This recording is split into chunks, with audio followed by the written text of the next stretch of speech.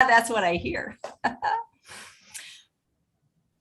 Hey everyone, and welcome to Chef AJ Live. I'm your host, Chef AJ, and this is where I introduce you to amazing people like you who are doing great things in the world that I think you should know about. Before I introduce today's guest, I'd like to say a very exciting announcement I have that we discussed last month on the show when Dr. McDougall and Mary McDougall were the guests. Going forward, we are going to have the McDougalls, Dr. John McDougall and Mary McDougall, on once a month for a feature on Chef AJ Live called McDougall Monday. It will probably be the first Monday of the month. So I just wanted you guys to be the first to know. And this being the first Monday of the month, we are going to start with Dr. John McDougall, who is going to be defending the great potato, the humble spud, and making eating potatoes great again. If you watch my show regularly, you know a couple of weeks ago, Dr. Greger did a webinar on the potato. Many of you watched. As a matter of fact, we even changed the time of the show so that you guys could watch. Well, he said some things about the potato that Dr. McDougall did not agree with, and he wanted to debate him on the show or anywhere, but Dr. Greger was not available, and he is always welcome to come on and give his point of view. But for a rebuttal on the potato webinar, please welcome a man who really needs no introduction, Dr. John McDougall. Thank you so much for taking the time to explain this to us. Well, thank you. Thank you, AJ. This is in no way intended to in any way defame Dr. Michael Greger. There's just some points that I felt ought to be addressed. I encourage you not only to watch the seminar that he gave on potatoes and give your own critical review of it, but also to attend and sign up for his website, which is nutritionfacts.org. So let's just get into the presentation.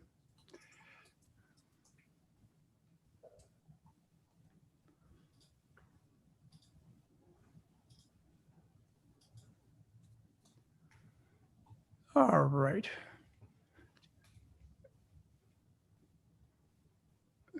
Let me just check one more thing here. Yeah, just because we're seeing your slides on the left, if you can just change the view.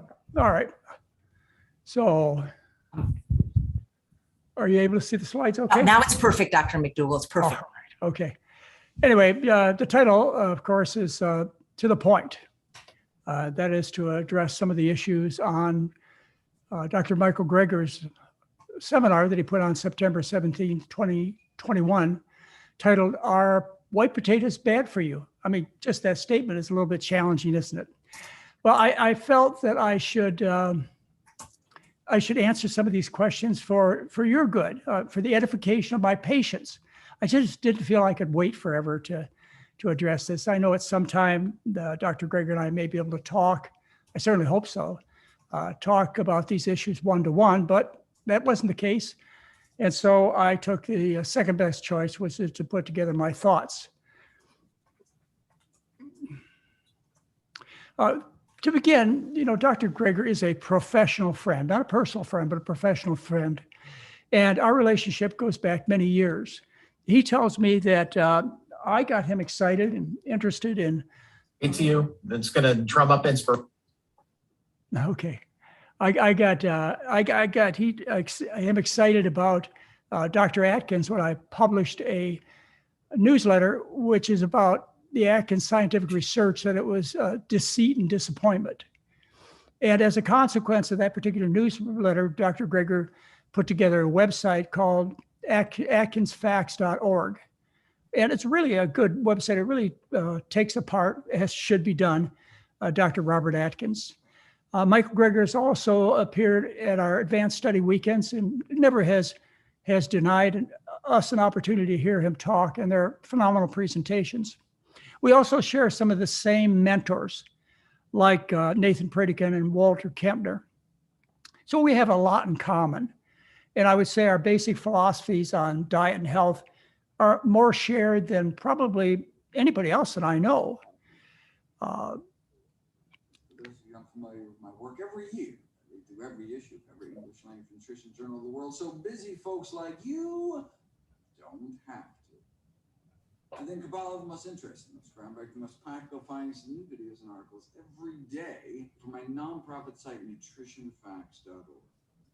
All right. Well, he clearly says that he does a lot of scientific research, and hopefully some of the points that I bring out today, he will look at the solid science and find out whether I'm telling you the right thing or not, but we'll see.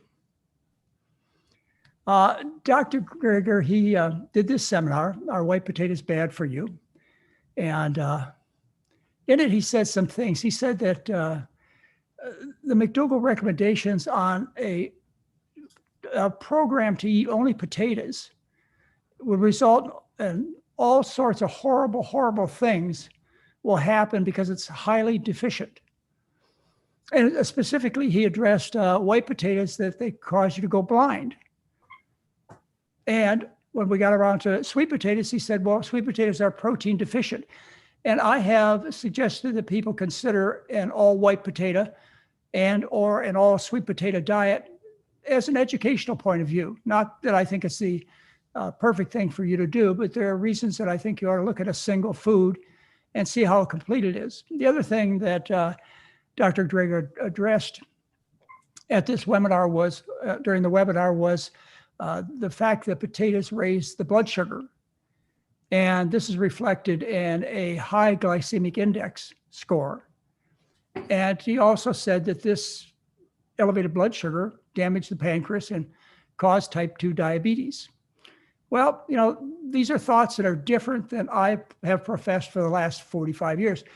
Could I have been wrong? And I took it from that point of view that it's time to review the science and see whether or not the things that I held for the last 45 years are still true.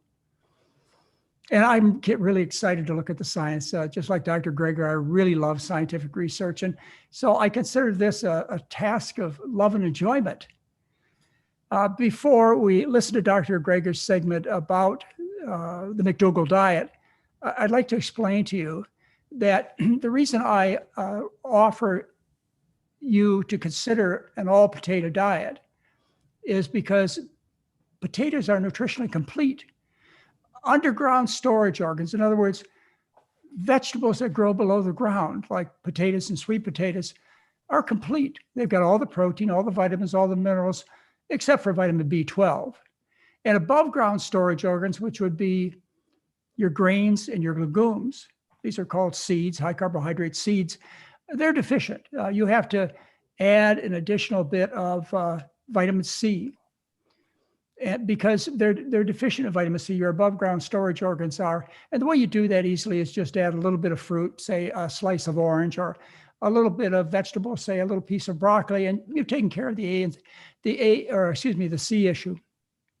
And we'll address the A issue, the A issue as we go through this discussion.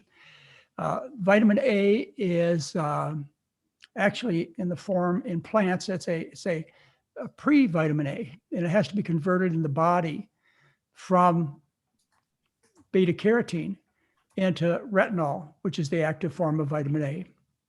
So that's the reason that I challenge people with the idea that they should consider an all potato diet, be it sweet potatoes or white potatoes. And some people have taken this as a serious way to eat. And this could be reflected in the elimination diet I recommend, or Mary's Mini. That could have been a diet that focused on primarily white potatoes or sweet potatoes.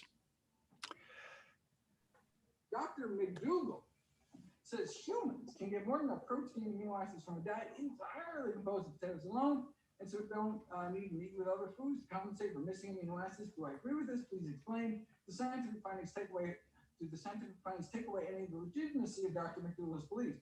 He's absolutely right. Amazing. You can live off of water and potatoes until you go blind from a vitamin A deficiency. But of course, he's not telling people, he's not advocating people, but it's just remarkable that it has enough protein. So when people are like, where do you get enough protein? He likes to make the case, the point that, like, well, look, I mean, not only is he not, you can just eat just white potatoes, get all the protein you need. The same thing with white rice. You can eat white rice, get all the protein you need. But of course, all sorts of other horrible things happen to you because it's a highly deficient diet. Now, if you want to eat a potato diet, well, what about eating a sweet potato diet, right? Because then you get the beta carotene, so you wouldn't go blind. But the problem is, it actually doesn't have enough protein. So sweet potatoes, white potatoes have enough protein to live off of a single, but sweet potatoes may actually not. So you could actually get a protein deficiency. So anyway, eat a variety of foods. I'm not advocating anyone eat a mono diet, but yeah, he's right. There's enough protein, but it's, who needs Who needs to worry about protein? Well, what we're talking about here, and it's Dr. Greger's definition, we're talking about potatoes, which could be white potatoes or golden potatoes. And also we're talking about sweet potatoes and yams.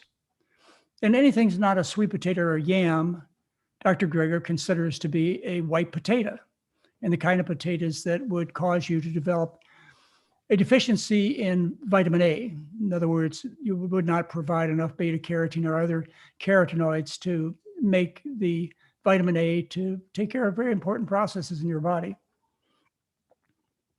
So let's talk about going blind by eating a white potato diet.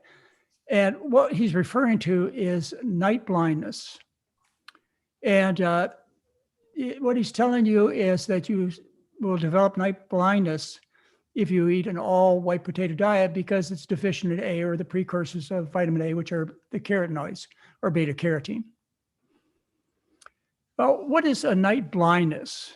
Night blindness is your inability to see well at night or in poor light, such as in a restaurant or a movie theater. You don't go blind. You just have a diminished ability to see in dark circumstances. So what causes night blindness? I mean, the greatest cause of white blindness are problems like age-related macular degeneration, which affects a great many of the people in our country. Myopia, which is nearsightedness. In other words, you can just see things near and not far. Glaucoma, which of course is very common. You must have friends with glaucoma, just as you have friends with cataracts. Retinosis pigmentosa, this is a loss of pigment cells in the retina, and diabetes. So these are the common causes of night blindness. And remember, it's really not going blind. It's just a diminished ability to see in the dark. As far as vitamin A deficiencies or beta carotene deficiencies, they're very rare. And they occur during circumstances of malnutrition. After people undergo bariatric surgery, they have intestinal bypass surgery, or alcoholics. And that's where you see night blindness. And if you give vitamin A, it will help with the night blindness, but it doesn't help with daytime vision. And I want to make a lot of distinction here between daytime vision and nighttime vision in terms of what various kinds of potatoes provide. Well, you would expect that if white potatoes cause blindness or even night blindness, that someone would report it. So I went and looked at Google and the National Library of Medicine to see whether or not I could find anybody suffering from night blindness or more serious condition, total blindness, from eating a white potato diet. And the first thing I came across was white potatoes and blindness on the cause of blindness in potato tubers. What we were talking about here is that the buds on potatoes become rotten, and they call that potato blindness. So they were referring to potatoes in this particular case. So I had to look further to see whether or not I could find a case of blindness occurring with white potatoes.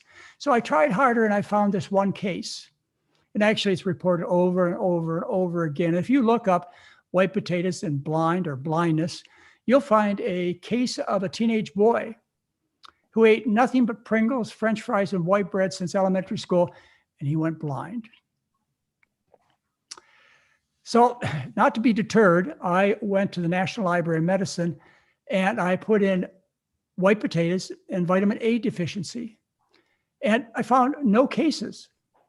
What I did find is a lot of references of sweet potatoes being good for vitamin A deficiency or to correct night blindness. So again, not to be deterred, I put in the scientific name for potatoes and vitamin deficiency, and I found a case of an autistic child who didn't go blind, but had dry eyes. And this particular child was living on fried potatoes and rice balls for 2 years. So I came up empty-handed. Whereas if it was a serious problem, you'd expect a dozen, 100, 1,000 reports, but that's all I could find. Now, has anybody who's lived on an all potato diet reported loss of night vision? Well, I know of a few circumstances where people have lived on all white potato diets. For example, 6.5 million Irish lived for a period of about 200 years eating almost exclusively potatoes. And potatoes were a great crop. Potatoes, when they were introduced into Europe, they changed the entire European societies. They eliminated hunger. The population of Ireland doubled in 40 years because of the availability of calories from potatoes. So it was been a real boost to many societies, the introduction of white potatoes. And then, of course, they had a potato famine that occurred, and that's what you hear a lot about. And, that's attributed to a blight that occurred in the potato crops, but actually it was more related to some political things that were going on between the Irish and the English. The Irish people, they ate between 7 and 14 pounds of potatoes a day. And 2 potatoes equal 1 pound, so you can do the math. Certainly it was a very feasible thing to eat that many potatoes. But they didn't report any night blindness.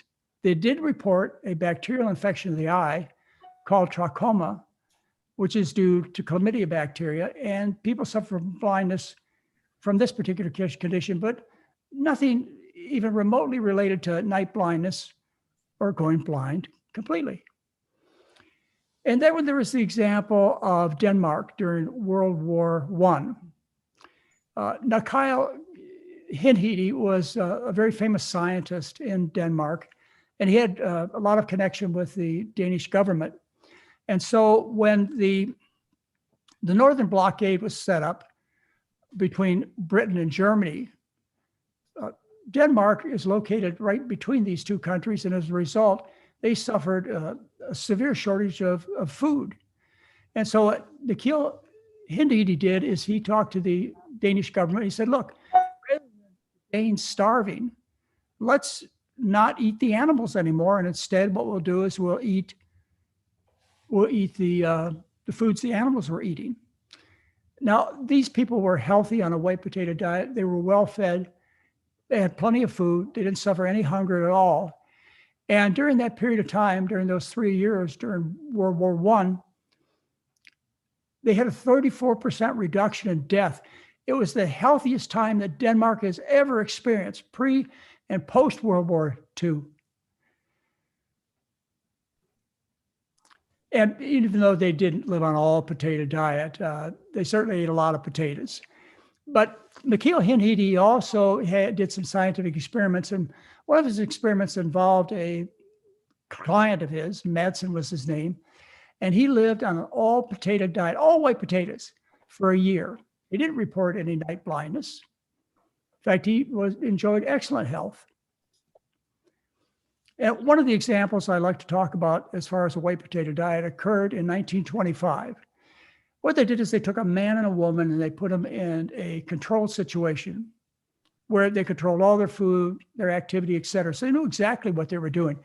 And they fed them an all potato diet for 6 months. And what they reported at the end of the 6 months is they did not tire of the uniform potato diet. There was no craving for change.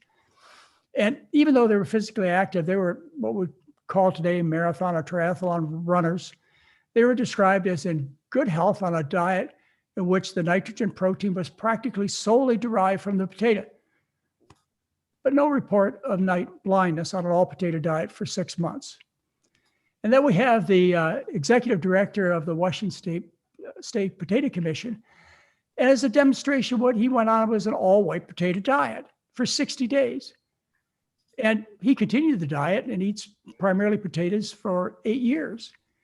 And he didn't suffer any night blindness.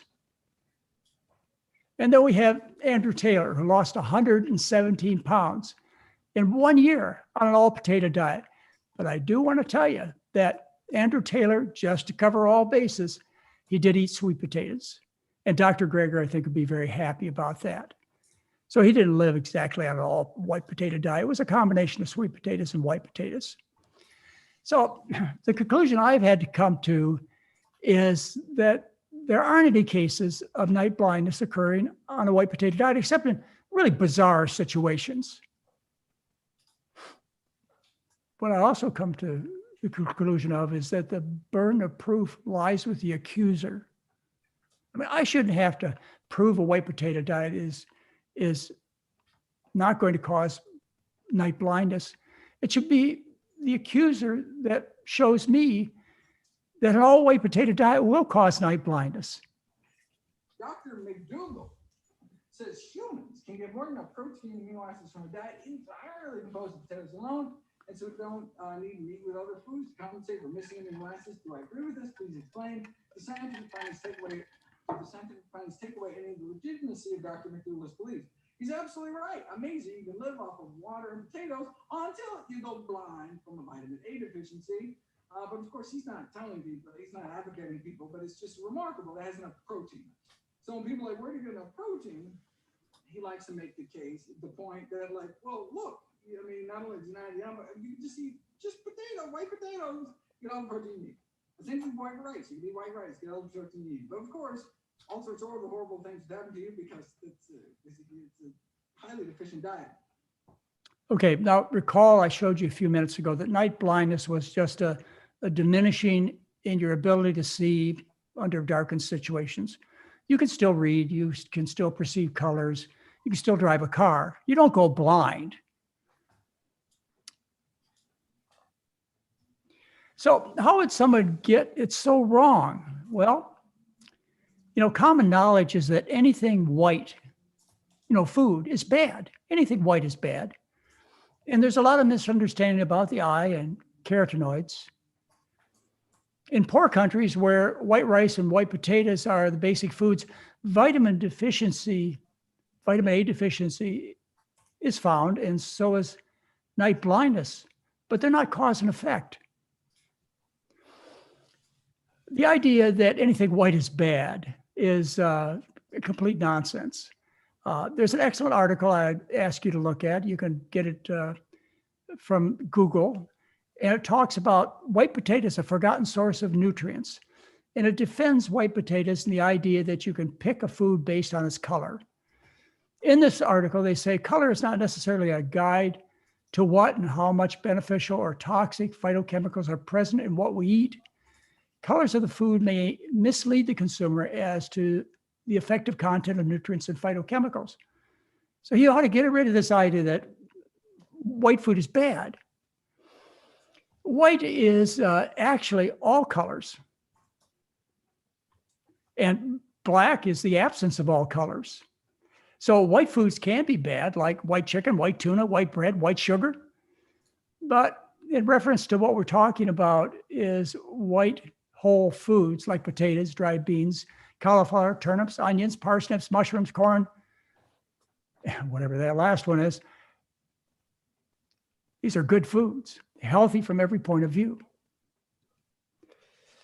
As far as carotenoids go, I'm not going to burden you with a lot of science, but I want you to know there are about 750 carotenoids in nature that are made by plants, algae, and also other organisms that photosynthesize. Fruits and vegetables provide about 50 carotenoids that human beings require. Out of the 750, we require around 50 of them, and they're all different carotenoids. Lutein and zeaxanthin are selectively concentrated in the macula. Now you're going to have to remember this. There's a little bit of science I want you to understand as we go through this, is there are a couple, lutein and zeaxanthin. They're concentrated in the macula, and they're also provided by white potatoes. Your carotenes are concentrated in the peripheral eye of the retina. And these are the ones we're talking about in terms of night blindness. In the peripheral part of the eye, peripheral part of the retina, that's where you turn on your night vision. And that's where you see. The central vision is where you do your reading, you perceive color. It's, how you drive a car, at least in the daytime. And here's a picture of the eye. And what you'll see is your night vision, which is in your retinal pigments, is in the periphery of the eye. And your macular pigments are in the central part of the eye, the macula, where you do most of your discriminated seeing, like reading. Now, what I want to tell you, and we'll talk about a little bit as we go on, is that white potatoes, they prevent you from suffering diseases like age-related macular degeneration, which cause blindness. And your night vision will restrict, your colorful fruits and vegetables, which have the carotenes in them.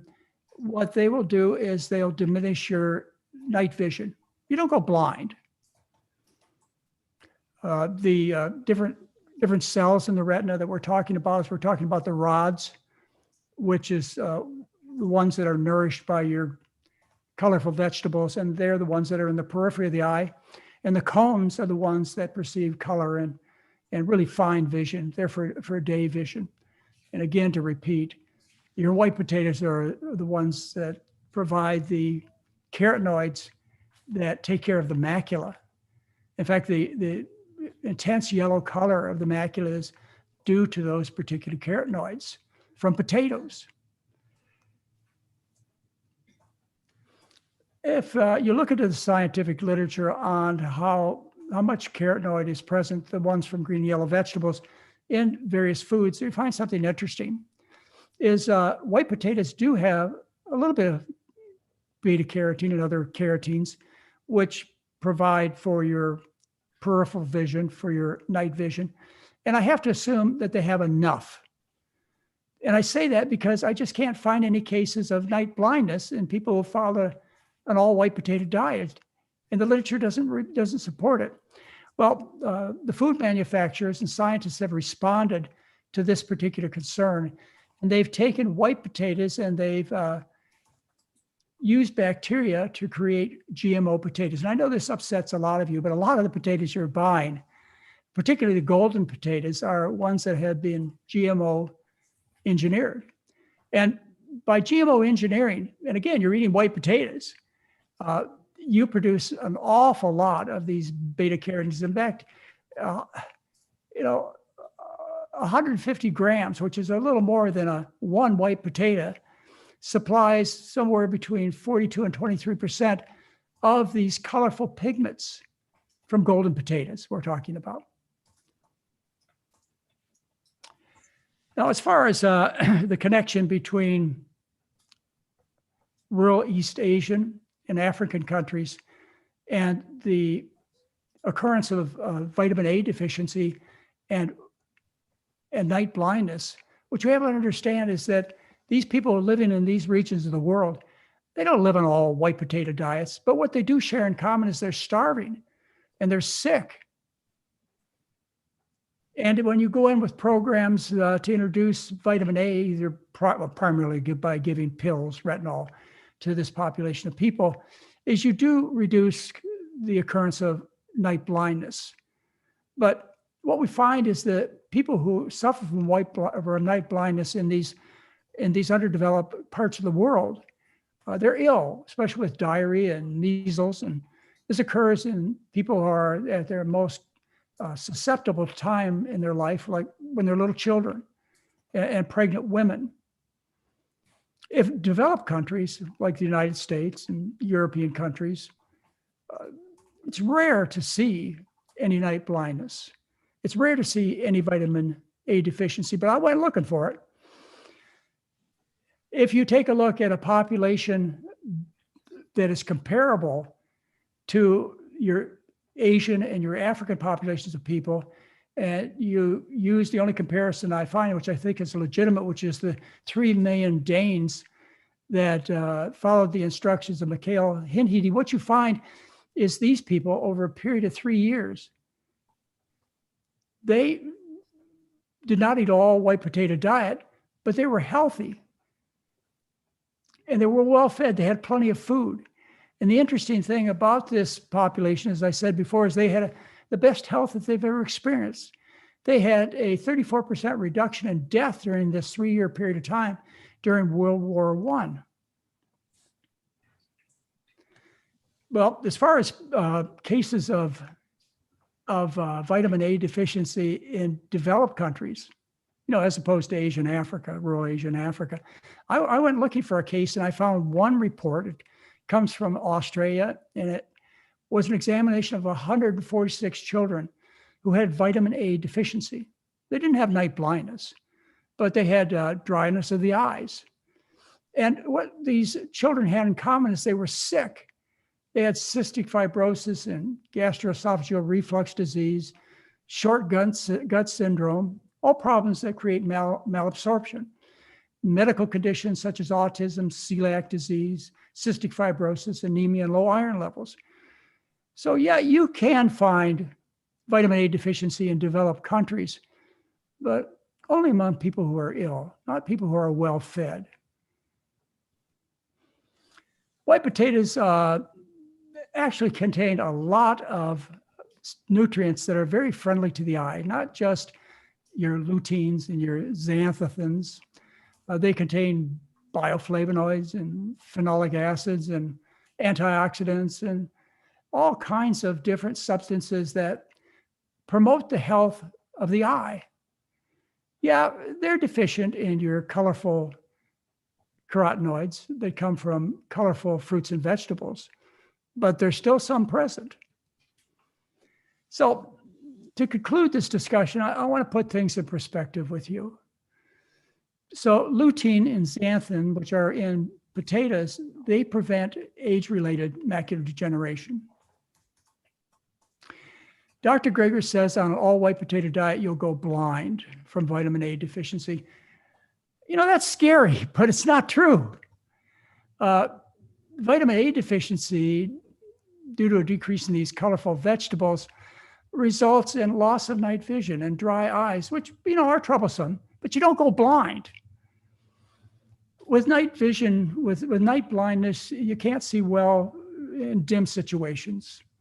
And night blindness is easy to reverse by just taking in vitamin A. Now, compare that to macular degeneration, which you are most likely to get if you exclude the carotenoids that are present in white potatoes. If that is the case, if that part of your eye, the central focus area of your eye, becomes unhealthy, you can't read fine print, you can't drive, you can't appreciate colors, and you go blind from age-related macular degeneration, which is, what did I tell you? It was 6.5% of the population over age 40. And this is not reversible. Age-related macular degeneration is due to scarring of the retina. It's not reversible, no matter what you try and do. So if you had a choice, if somebody gave you the theoretical choice of eating a diet with lots of colorful vegetables and avoiding night blindness, as opposed to avoiding a diet that contained the carotenoids that supply the macula, and if you don't have those, you go blind, what would you choose? Well, fortunately, you don't have to choose between the two, because I showed you many examples of people living on all white potatoes. They didn't go blind. They didn't suffer from even diminishing vision. In other words, night blindness. Well, let's go on to the next subject that Dr. Greger wanted to address, and that is protein deficient if you eat a diet of sweet potatoes. That's what he said. You'd expect someone to report cases of vitamin A deficiency, of protein deficiency by eating a diet of all sweet potatoes. I went and looked at the scientific literature on this, and what I found, and many studies have addressed this over the years because it's been an enigma for people who believe that sweet potatoes don't have enough protein. Sweet potatoes are only about 3% protein. And they've been befuddled by the fact that the people in New Guinea are very healthy. They're strong, they're warriors. They have very low cholesterol rates. Their blood sugars are low. They have very little diabetes. Heart disease is virtually unknown in the people that live in the highlands in New Guinea. On a diet that Dr. Greger says will cause you protein and amino acid deficiencies. Well, I do want to point out, and it may not have any relationship to our whole discussion, but it seems to be important to mention it, is that the people in Papua New Guinea have some of the highest rates of blindness in the entire world related to cataracts and glaucoma.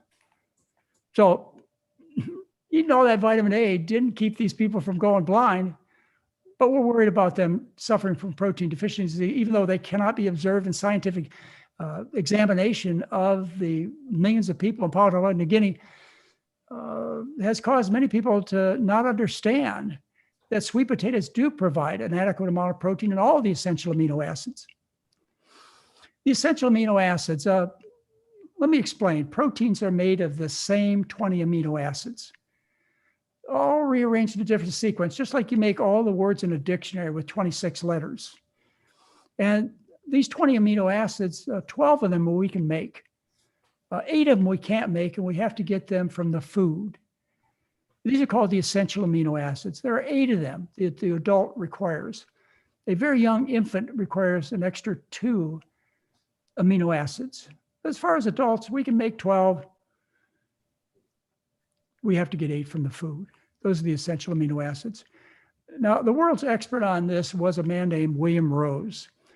He actually discovered some of the amino acids in his laboratories. And he did experiments on the requirement of amino acids for an adult male that was consuming 3,000 calories a day. And his subjects were his students, who were very excited about being part of these experiments because they would have their name in the scientific papers, and they got $1 a day. Yeah. And so he had no trouble getting volunteers. And what he would do is he would feed these people mixtures of various amino acids, and he'd leave one amino acid out. And then he would take and he would notice when these people developed symptoms of amino acid deficiency. And it was really profound. They became very agitated. They were fatigued. They just didn't thrive. You had no trouble noticing it when there wasn't one of the essential amino acids provided in the mixture that William Rose fed to his subjects.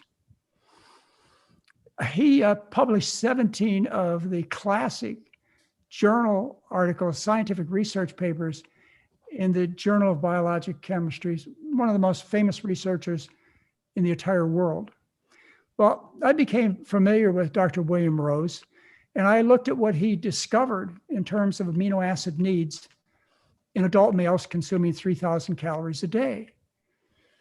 And what he did is he took, which you notice in the first green bar, he took the amount of amino acid required by the lowest amount of amino acid required by any of his subjects, and he made that the minimum amino acid requirement. And then what Dr. Rose did is he doubled the minimum amino acid requirement, and he made the recommended amino acid requirement, which is the second green column there.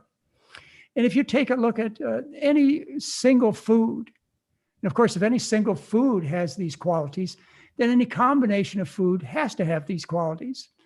And what you find applying to the subject at hand is that sweet potatoes, based upon the findings that were presented in J. Pennington's Food Values of Portions Commonly Used, the 13th edition, which is what I used when I published these findings in one of my first books, the McDougall Plan, in 1983.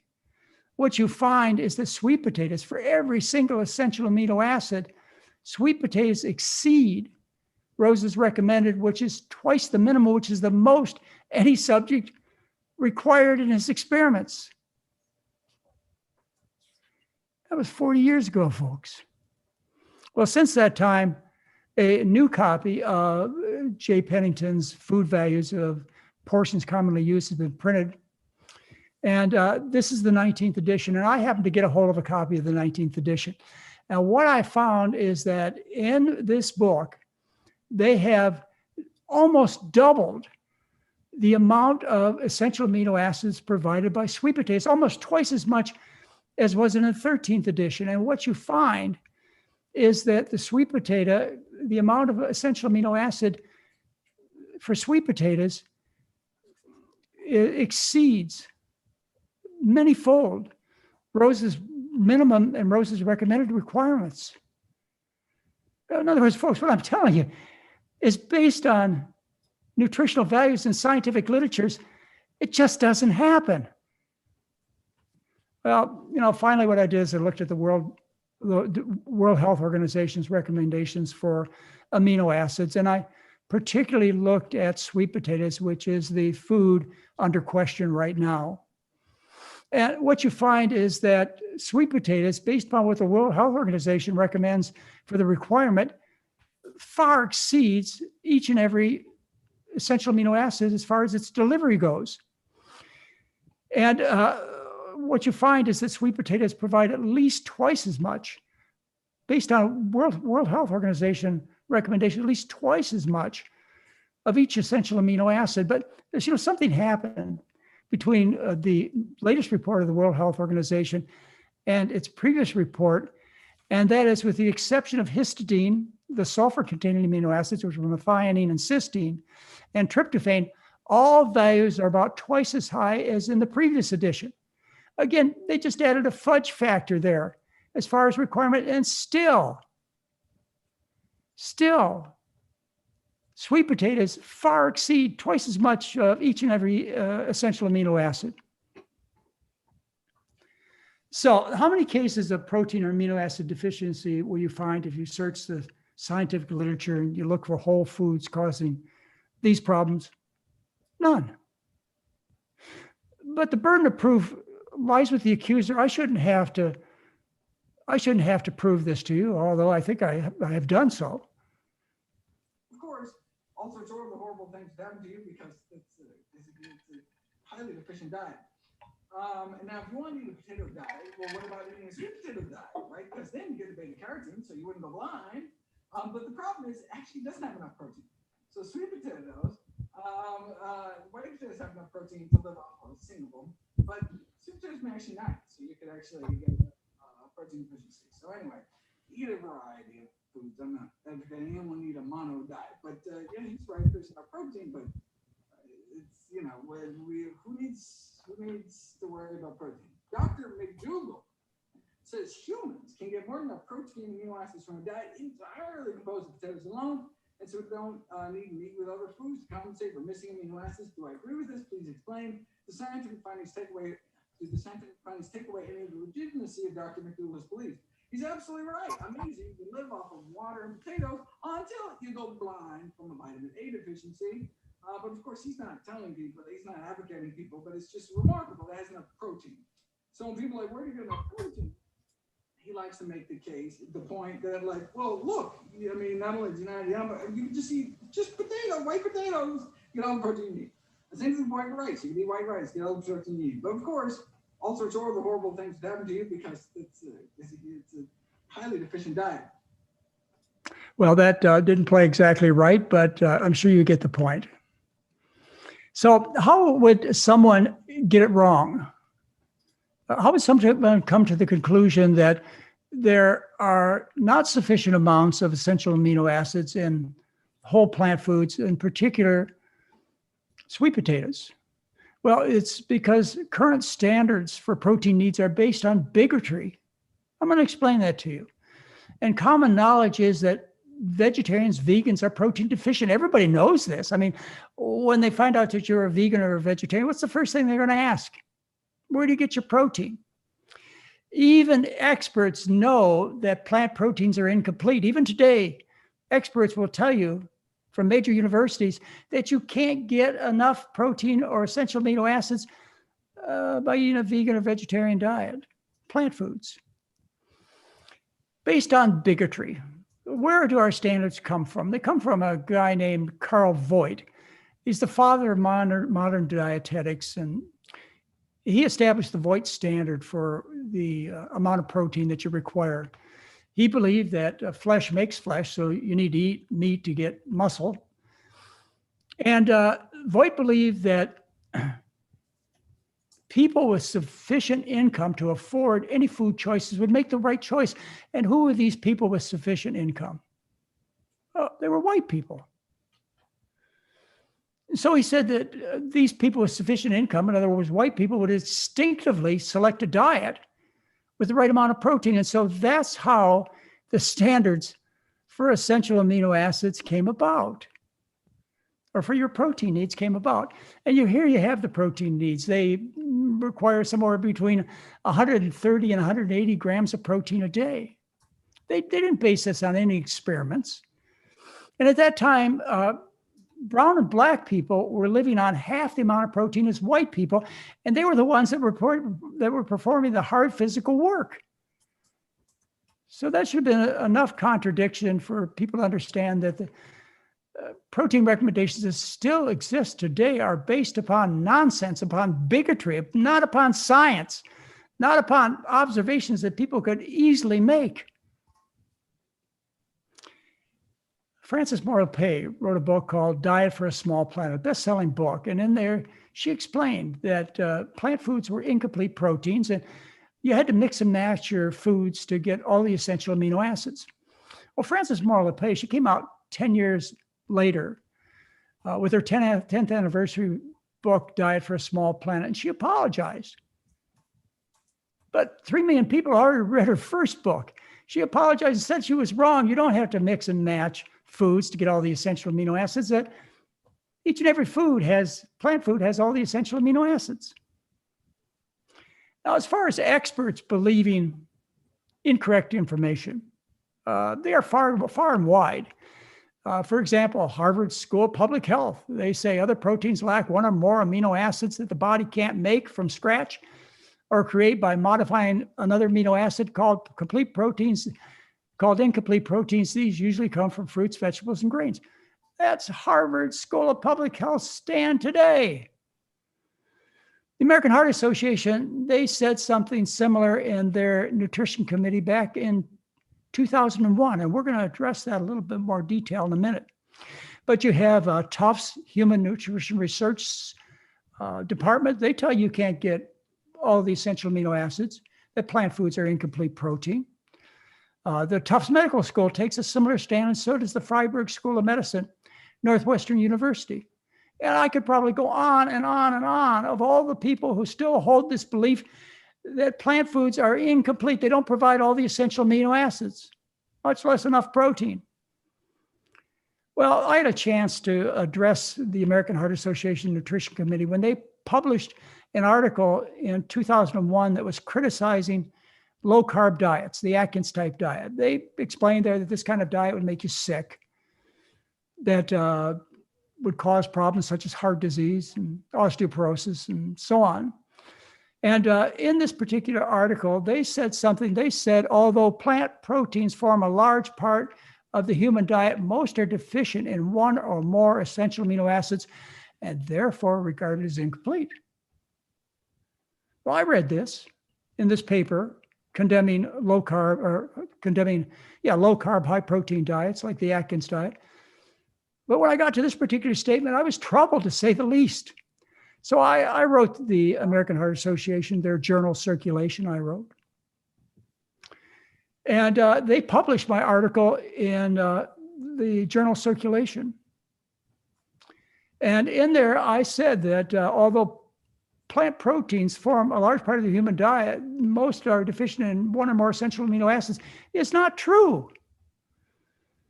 And they came back to me, Barbara Howard, who is the head of the Nutrition Committee of the American Heart Association, came back and she said, it's difficult to maintain essential amino acids at an optimal level on a plant protein diet. She argued, said I was wrong. But if you'll notice there, she didn't offer a single scientific reference to support her one paragraph, poorly written statement that was published in the journal Circulation, which, by the way, you can download. It's open access. And I wanted it published in their journal so that you could read it 40 years later or forever. Well, I wrote back to them another letter, and I said, look, Barbara Howard's letter was confusing and undocumented by a single citation. And I asked them, please give me the courtesy of a professional and honest answer by either showing me that I'm incorrect by citing scientific research that contradicts my position, or you can admit that you're wrong. There's no C, there's no 3. It's either A or B, 1 or 2. Either I'm right or you're right. Well, they kind of ignored me for a while. And they said, okay, well, we'll publish your statement in the online version of this journal circulation. I said, no, you won't. You're going to publish it in the hard copy so people can read it, 20, 30, 40 years later. And they finally did. And you'll notice Barbara Howard's response to me. She had a nice long response, again, poorly written. And she supplies 7 citations from the scientific literature. And her main support for her contention that plant foods are incomplete proteins and they don't supply all the essential amino acids was Joseph Millward, the world expert on protein and essential amino acids. Well, I'd read Dr. Millward's research, his papers, and I knew what they said. They just said just the opposite of what Barbara Howard contended. So I wrote Dr. Millward in Surrey, England, and I said to him, you got to weigh in on this. This is important for people to understand that plant foods provide all the essential amino acids, plenty of protein, so that people can make choices that are life and death, whether they have a heart attack or breast cancer or diabetes. You've got to straighten this out. And Joseph Millward, he wrote back and he said, I'm going on vacation. So I waited a month. And I figured, well, in Europe, maybe you take long vacations, but I waited a month. And I wrote Dr. Millward and I said, hey, you really need to answer me. I don't know how long your vacations are, but you really need to answer me. And so he did. And this is what he said. He said, I thought I made my position quite clear in my published papers. In an article I wrote in the Encyclopedia of Nutrition, I said, contrary to general opinion, the distinction between dietary protein sources in terms of nutritional superiority of animal over plant proteins is much more difficult to demonstrate and less relevant. And he's completed his letter to me. He said, this is quite distinct from the American Heart Association position, which in my view is wrong. Well, I said the Barbara Howard and the Nutrition Committee of the American Heart Association, Joseph Millward's letter. And it only took them 10 years, but they finally changed their position. And you can go to the American Heart Association on the internet, and you can look up vegetarian, and you can find the following statements. You don't need to eat foods from animal sources to have enough protein in your diet. Plant proteins alone can provide enough of the essential and non-essential amino acids as long as the sources of dietary protein are varied and caloric intake is high enough to meet energy needs. Of course, you have to have enough food. Whole grains, legumes, vegetables, seeds, nuts, they all contain both essential and non-essential amino acids. You don't need to consciously combine these foods, in other words, complementary proteins, within a given meal. Took them 10 years. But that's what they hold to today, is plant foods are complete. They have all the essential amino acids. Now, the other schools, the other universities, they haven't come around. They still teach nonsense. The high glycemic impact of potatoes may increase the risk of type 2 diabetes, perhaps by chronically overstimulating the insulin-producing cells in the pancreas. In the potato lecture that Michael Greger provided for us, the 1-hour seminar, he talked about how potatoes they're high glycemic index foods. And we're going to talk about this. As a result, they raise the blood sugar high, and raising the blood sugar high stresses out the pancreas and damages it, and that way causes type 2 diabetes.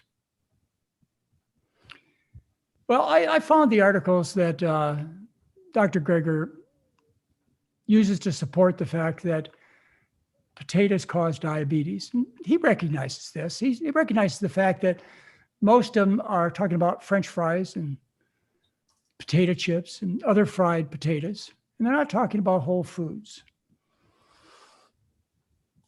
Well, this was finally put to rest. The verdict has come in. Non-fried potatoes are innocent as far as causing diabetes, published in the British Journal of Nutrition just last year. The title of the article is Daily Intake of Non-Fried Potatoes Does Not Affect Markers of Glycemia, in other words, blood sugar, and associated with better diet quality compared with refined grains, a randomized crossover study in healthy people. It's settled. And I think Dr. Greger understands this, even though he tried to teach us something different. He tried to teach us that white potatoes are still suspect in causing diabetes. If you want to read about how the glycemic index foods, there's another article that I would refer you to. It's open access. You can get it. It's White Vegetables and Glycemia in Satiety. And what they say in this particular article is application of the glycemic index in isolation to judge the role of white vegetables in a diet, and specifically in the case of potato, are as consumed in ad libitum, in other words, you eat as many potatoes as you want, has led to premature and possibly counterproductive dietary guidance. This is non-scientific to use the glycemic index to support diseases. I mean, glycemic index is just one quality of a food. You have to look at the calories, the protein, the fiber, all kinds of things, even the methods of cooking.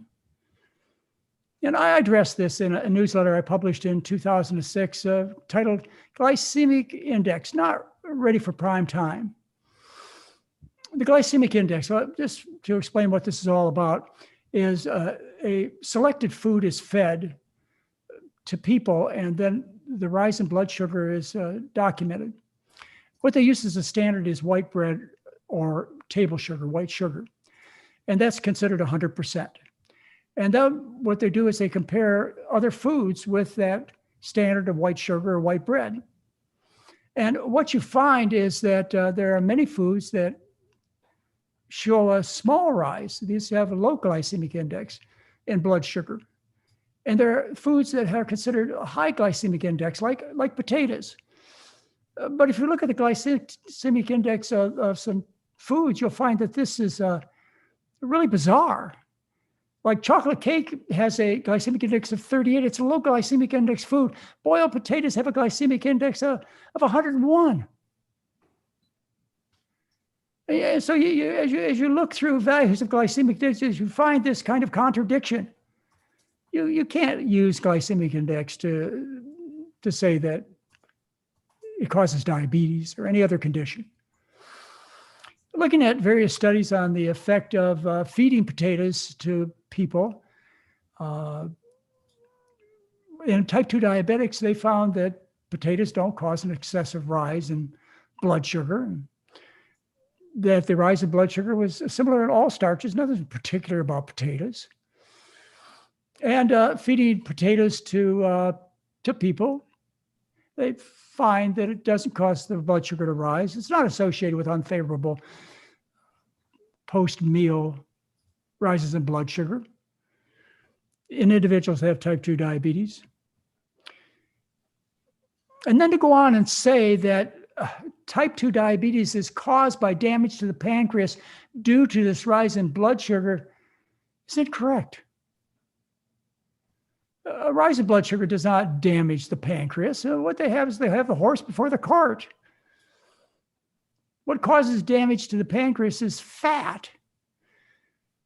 Going back as far as 1927 and looking at the work at Shirley Sweeney. Shirley Sweeney, he fed his medical students various kinds of diets and looked at their glucose tolerance tests afterwards, looked at the rise in the blood sugar. And you find when he fed to his students sugar, candy, pastry, white bread, baked potatoes, syrup, bananas, rice, oatmeal, that none of them tested diabetic on this high sugar diet. And then he took the same students and he fed them a diet that was high in fat: olive oil, butter, mayonnaise, egg yolks, cream. Every one of the students tested diabetic on a high fat diet. It's fat that paralyzes the insulin, which causes people to develop type 2 diabetes, along with the associated obesity developed from eating a high-fat diet. This all should have been settled by Percival Himsworth's work. He's considered the father of diabetes. He published in the British Medical Journal in 1940 the effect of high fat versus high carbohydrate, in other words, high sugar diets, on individuals who have type 2 diabetes. And what we find is high fat diets cause an excessive rise in blood sugar, whereas high carbohydrate, in other words, high sugar diets, don't cause this high rise in blood sugars. So we've known for, 80 years what the truth is. And then we have the work of Brunzell, University of Washington. He took healthy people, he took people who had type 2 diabetes, and he fed them initially a synthetic mixture of maltodextrin, maltose and dextrins, which are simple sugars. 45% of his experimental diet was made of these simple sugars. And then what he did is he took the same type 2 diabetics and he fed them a diet that had about twice as much sugar. It was 85% maltose and dextrins, which are simple sugars. And what he found was that every aspect of their diabetes improved when you doubled the sugar intake.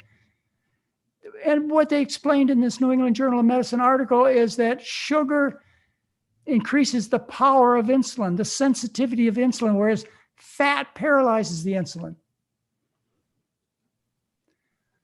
One of Dr. Greger's mentors is Walter Kempner, and I have no doubt he has tremendous respect for this man.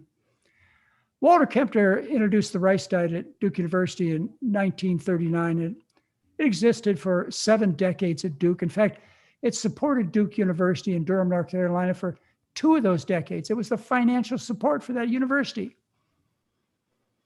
Well, Walter Kempner's diet, his rice diet, was a diet of white rice, fruit juice, and table sugar. It was 93% carbohydrate, 93% sugar. And yet he cured type 2 diabetes at a rate of nearly 100%.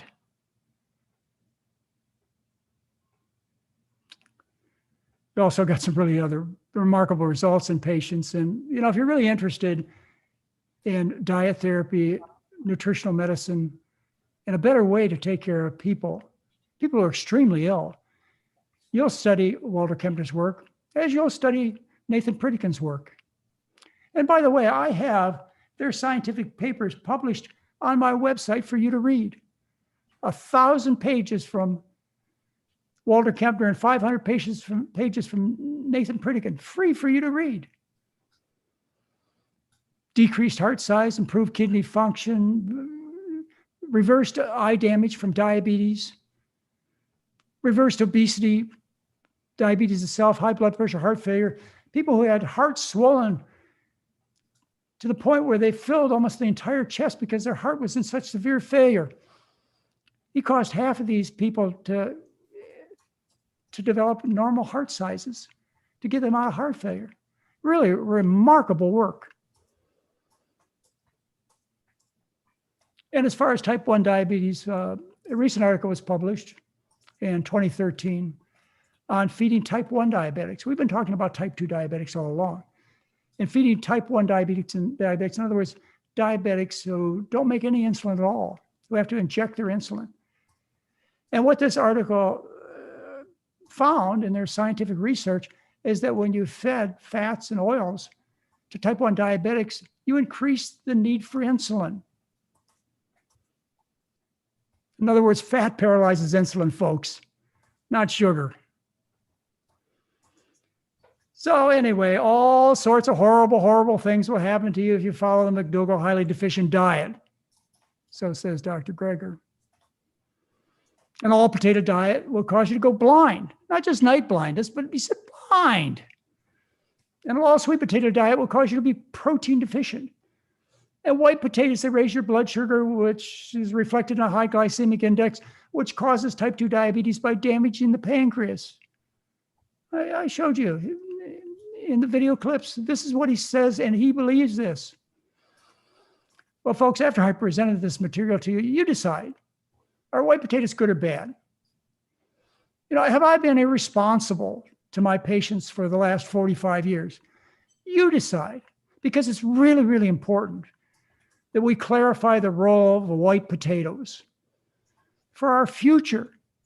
I mean, potatoes could save us from global warming.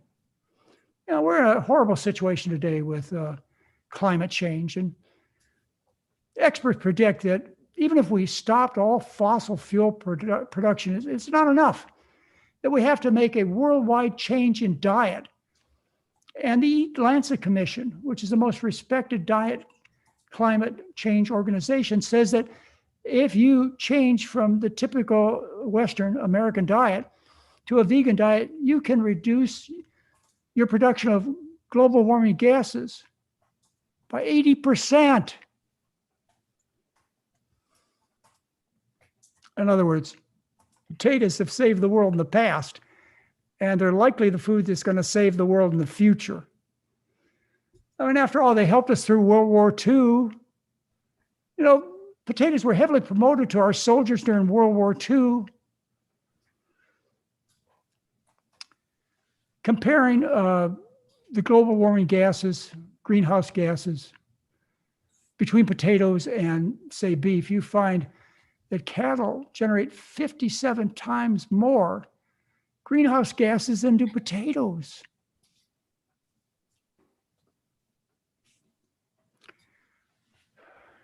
The World Health Organization declared the year 2008 the year of the potato. Why? Because the potatoes are so productive. You can grow more protein, more calories on an acre of potatoes than you can on rice or wheat. They'll grow on less water than rice. They'll grow at high altitudes and low altitudes, in wet climates and in dry climates. They are the lowest carbon footprint of any of your starches. So the World Health Organization understands how important the potato is. And anyone who maligns the potato, it has to be stopped. Our future depends on it. Well, Dr. Greger, there are a few other topics that we differ on, and I'd like to settle them for the edification of my patients. They need to know about these controversies. I know you're busy. And if you don't want to discuss them together, I would guess you'll find me discussing them by myself, like I did in this presentation. No disrespect intended. I think you're a great man and a great doctor. You just happen to have gotten a few things wrong about potatoes. Wow, Dr. McDougall, that was amazing. You did so much research. It just was what a well thought out and well presented PowerPoint presentation. Thank you so much. Well, thank you, AJ. I mean, I had a lot of fun doing it. And it made me go back and look at work I hadn't really looked at in 40 years intensively. One of the questions, it made me consider, true, white potatoes have, they have very little amounts of these beta and alpha carotene molecules. And I understand why people are concerned, but white potatoes do have enough. And if you look at the golden potato, which I know, GMO, biologically manipulated potato, which is what you're buying a lot in the store, they're just loaded with these carotenoids. They come from colorful vegetables. And I had to look again at the amount of protein, the essential amino acids that are provided based on standard recommendations, not just the recommendations of William Rose, who's the one who did the original research in the amino acid requirements, but what the World Health Organization recommends for our amino acid requirements. And I'll tell you, each and every starch far exceeds any recommendations. And in particular, sweet potatoes far exceed in the essential amino acids any recommendations that I'm aware of. Dr. McDougall, before we go on with the questions, if you have time to answer, may I take a moment to please ask you a favor? One of your biggest fans, Esther Loveridge, is watching live. You know her success was based on your work. I believe you even endorsed her book. It's her birthday today, and I bet it would mean the world to her if you wished her a happy birthday. Oh, Esther, happy birthday. Esther writes me at least once a week and tells me how she's doing and how she's spreading the good news. And Esther, I know why you're trying to change your friends and relatives in the whole world. And that's because helping other people is the greatest reward you can get. And so I encourage you to go out there and spread the good news. I encourage all of you to go out there and spread the good news. It's about time. So, Dr. McDougall, a few people wrote questions in advance, but a couple of the things that I'm seeing in the chat are people wanting to know, and of course, I know the answer to this. Did you watch the potato webinar? And of course you did. Well, I played segments from it. Yes, I did. And I'm sorry that one segment didn't play well on the essential amino acids and sweet potatoes, but I played it previously for you, so you can go back and watch it, where Dr. Greger tells you that sweet potatoes will cause you to be protein and amino acid deficient. Well, yeah, of course I watched it. Well, I know that, Dr. McDougall, but I wanted just for you to verify. And my impression is there's a lot of good things said in this. That's my impression of Dr. Greger, is he conveys very important messages to people. They're very specific. Sometimes he focuses in detail on things that I don't think should be focused in detail on, and he misses the big picture. But maybe the reason I look at the big picture is I've personally taken care of over 12,000 patients. So, I don't look at the research initially. I look at my patients. I have that particular advantage. Great. Yeah, well, people are saying they're worried about nutrient density because a kale has a nutrient density of 100 or 1,000 and potatoes don't. But I remember seeing a video of Dr. Doug Lisle where he basically said nutrient density is a crock, that our body is able to recycle any nutrients we need, and we don't have to eat specific foods for specific nutrients. Correct. The plant foods have all the nutrients. The way I want you to look at it is that nature doesn't make mistakes. And, these are good times. We have maybe 6,000 different foods to choose from in the grocery store, but that's not the way it's been through most of human history. I mean, people were lucky enough if they got enough to eat to supply the calorie needs of the family. I mean, the provider, was usually a man, left the home.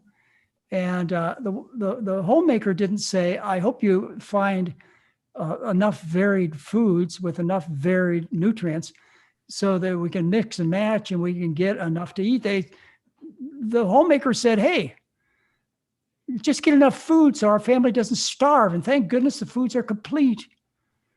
Almost every society throughout all of human history has lived on a single starch. And the amount of starch in their diet on traditional diets is about 90% of the food comes from starch. Rice, corn, potatoes. In China before 1980, 80% of the diet came from white rice. And before 1980, there was no obesity in China. There was no type 2 diabetes in China. On a diet that 90% of the food came from white rice. Now, the Chinese have become very rich, and they've changed their diet. So today it's reported that 12% of the Chinese have diabetes, and 50% are pre-diabetic. In the last 40 years, with modernization. Well, is it a good thing? Well, maybe, but not in terms of health, not in terms of getting diseases or functioning to your optimum. As far as nutrient-dense foods, you need enough nutrients to fill the needs of the body. Any more than enough, what do you do with it? You pee it out in the toilet? That's usually what you do with them. You can only use the amount that's required, and any excess has to be rid of. So what does it do? Well, say when you take in fat. The body stores fat, doesn't it? The fat you eat's the fat you wear. And we see what happens to that particular nutrient. But how about protein? We eat a very high protein diet. The American diet is. What does the body do with protein? Does it store it? If it did, it'd store it in the muscles. And we'd all look like Arnold Schwarzenegger used to look. The body dumps that excess protein. And it does it in some harmful ways. It overworks the liver and the kidneys. It causes the bone to dissolve, to neutralize the acidic amino acids that are in the animal proteins, causing osteoporosis and kidney stones. Excess is not good. So stop looking for more. More is not necessarily good. Dr. McDougall, I'm sure you're familiar with Dr. Gundry, who tells people not to eat beans because of the lectins, and all of the plant-based doctors rally around that and saying that he's wrong. But some of the plant-based doctors are telling people not to eat things like potatoes and rice and making it more difficult, because not first it's the arsenic and rice. And now, Dr. Greger says if we're going to eat a potato, we have to cook it first and then chill it. Yeah.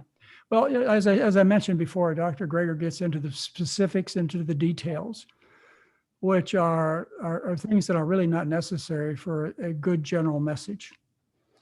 Not necessarily good for a good general message. And I encourage you not to look at the details and to make or break your day based upon any particular nutrient that is favored or unfavored. The message is very simple. The human being is a starch eater, a starchitarian, a starchivore. Of all populations of people who've walked this planet, they've lived on starch. The bulk of their calories has come from starch, almost every single population. Rice in Asia, corn in Central America, potatoes in South America among the Incas, corn for American Indians. Iraq and Egypt, they used to be countries that were in the breadbasket of the world. Of course, with modernization, with CNN News, with the rise in fossil fuels and industrial technology, we've changed the whole world. It was only 20 years ago that the World Health Organization told us that diseases of excess now exceed diseases of insufficiency. We live in a time of diseases of excess, heart disease, diabetes, osteoporosis, cancer, whereas we used to live in a situation of starvation. But you don't have to choose between these two.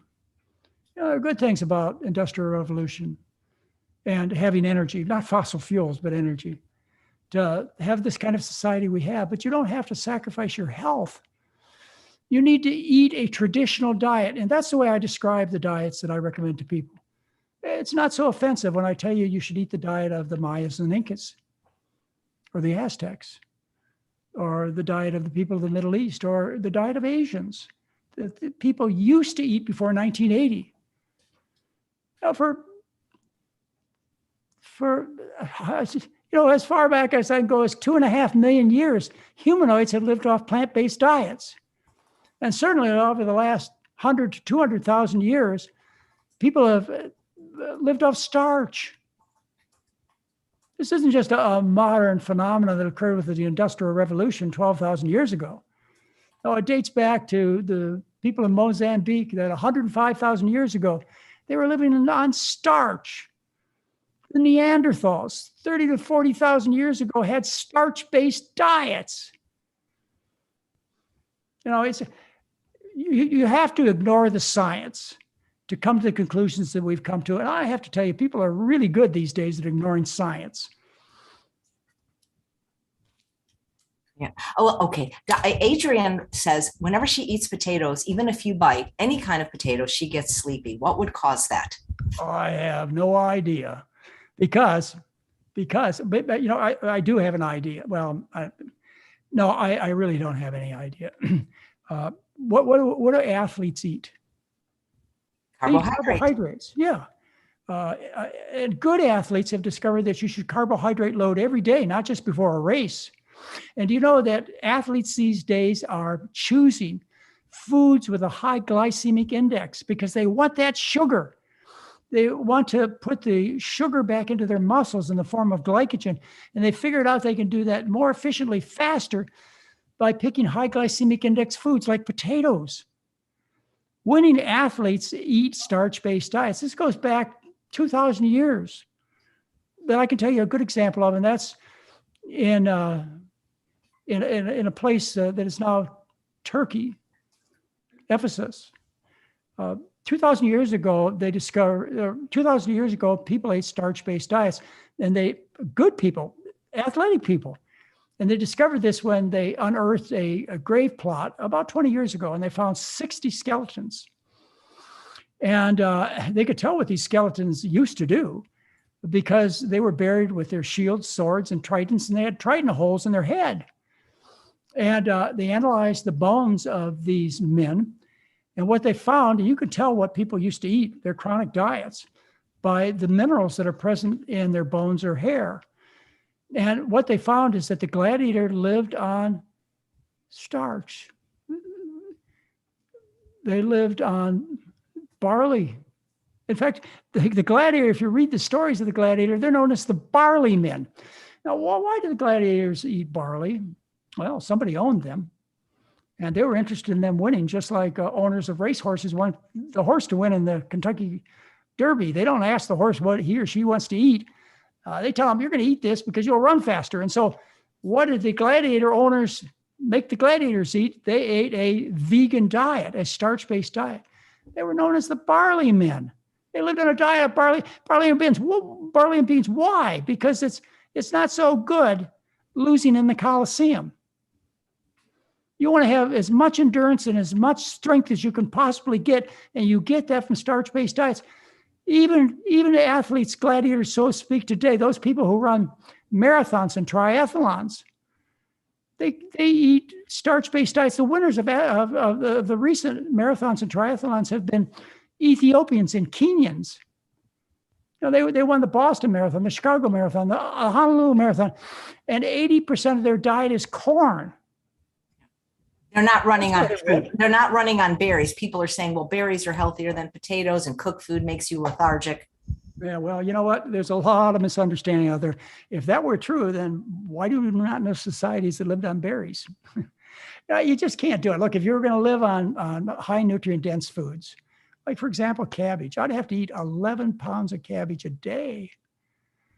It's nutrient dense, but it's calorie dilute.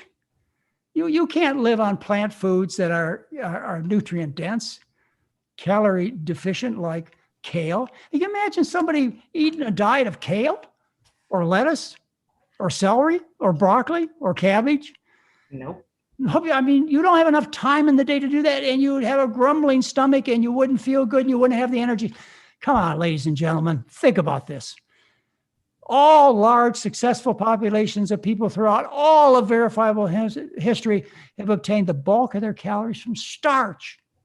I gave you the examples: Aztecs and Mayans, people of the corn, Incas, lived on potatoes, except when they went to battle, they switched to quinoa because potatoes were too heavy to carry.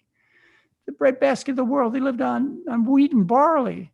And when you think of Asians, I mean, what do you think about as far as food goes? I mean, the Chinese have a saying for good morning, which is, have you had your rice today? That's how they greet themselves. Have you had your rice today? Come on, think about it. You got enough nutrients. You need clean calories is what you need, and you get those from starches. Yeah. I don't understand how some of the raw fooders that are successful are doing it. I guess they're eating more fat in place of the starch. I guess so. You know, I went to a raw food restaurant in San Rafael.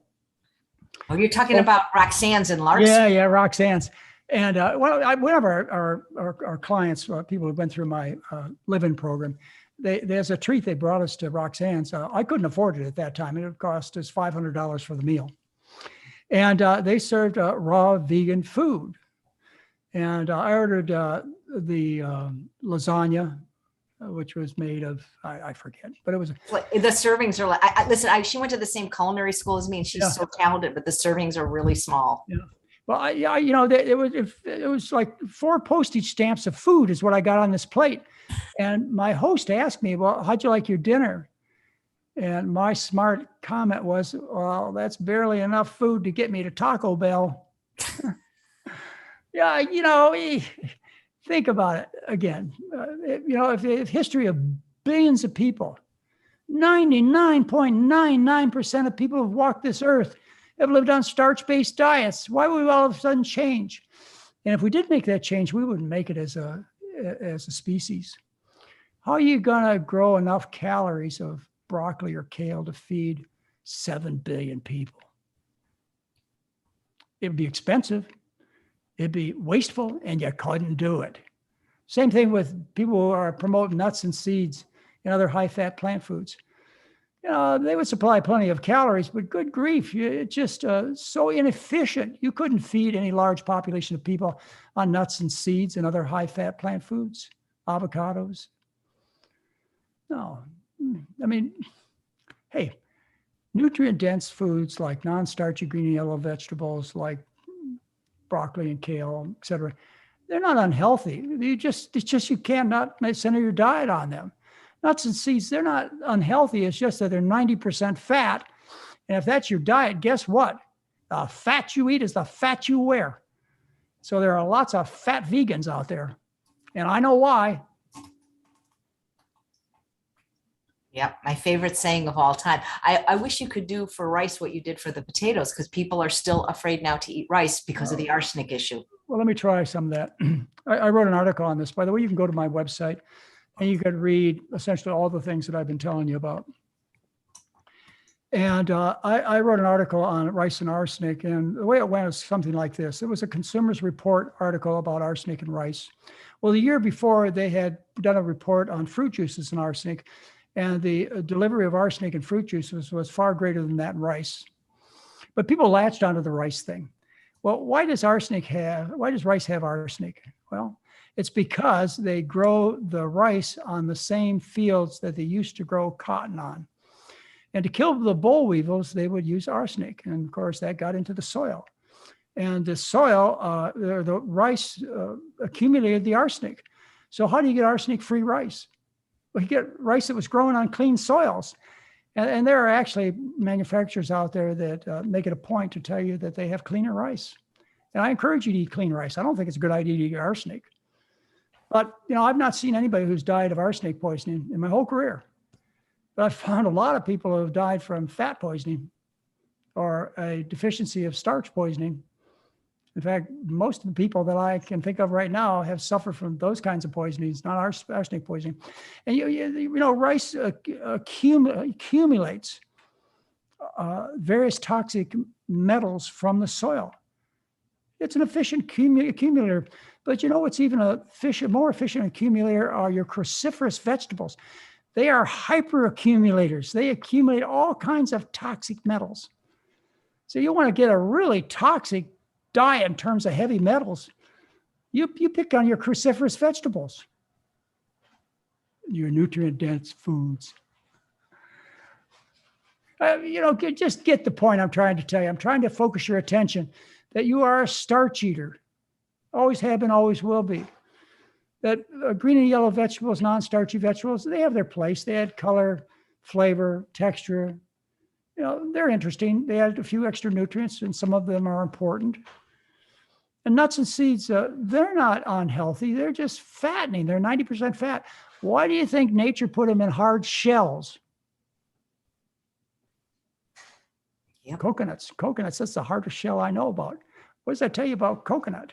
Oh my God. And so there's so many people promoting coconut oil as AJ, there are a lot of people who promote a lot of things, and it's based on things that they do and also things that they sell. But it ain't the truth. And the truth is very simple. Every religion teaches it. The bulk of the scientific literature teaches it. Geography, history teaches it. The human being is a starch eater. We have survived and are most efficient. We function the best. We look the best on a diet based on starches like rice, corn, potatoes, wheat, barley, you name it. There are thousands of different starches out there. There are some that are really common, like rice, corn, potatoes, and wheat. Potatoes are the third leading crop worldwide, and they're the most efficient crop out of the three, rice and corn. And it's the one that's going to carry us through the future. It's the one that we have to rely on, as the World Health Organization has told us, if we're going to feed the world. That's my project. I spent 45 years studying the scientific literature from the point of view of a doctor that's seen 12,000 patients. And, I've come to some understandings about nutrition that have resulted in tremendous improvement in people's health. And we publish this in the scientific literature, curing nearly 100% of the time type 2 diabetes, reducing cholesterol levels 20 points in 7 days. Reducing the amount of medication. We published this in the scientific literature by 90% in 7 days. We have 90% of our patients reduce their medications for blood pressure and diabetes, or stop the medication altogether at our clinic in 7 days. So, the facts are there. You can believe what you want, but the truth is the truth, and the truth is simple and easy to understand. And what I've taught you is easy to understand. Dr. McDougall, there's a couple of questions about your program. I believe you're running another one next month in November. The first one from Susanna asking if after COVID, will the program ever return to in-person? I hope not. I hope it doesn't return in person. And the first reason is that this program run with telemedicine, telehealth over the internet has been far more effective. We get better results than we ever got at the clinic. And it's far easier for people. It's cut the cost to people by 2/3. Instead of spending $10,000 to come and see us in Santa Rosa, California, they spend $3,000. The contact we have with the individual participants is so much greater over the internet, and it's so much more intimate. I know this may be hard for you to understand. We have appointments with our medical doctor, Dr. Anthony Lim, board certified family practitioner. He loves it. He gets to spend as much time as he wants with each and every participant, from the luxury of his home and the luxury of their home. They don't have to travel all the way from Europe or Asia with the expense and the trouble and the risks that they do. They just turn on their computer. And we have support specialists. We have 3 people who meet with them every morning, talk to them about how they're doing, what their blood sugar is, what their blood pressure is, what their weight is, what they're cooking for breakfast, lunch, or dinner today. Every morning they meet with our support specialists, not just during the 12-day program, but we see them for a year afterwards at a regular interval. And actually, we have relationships with people who run through the program for a lifetime.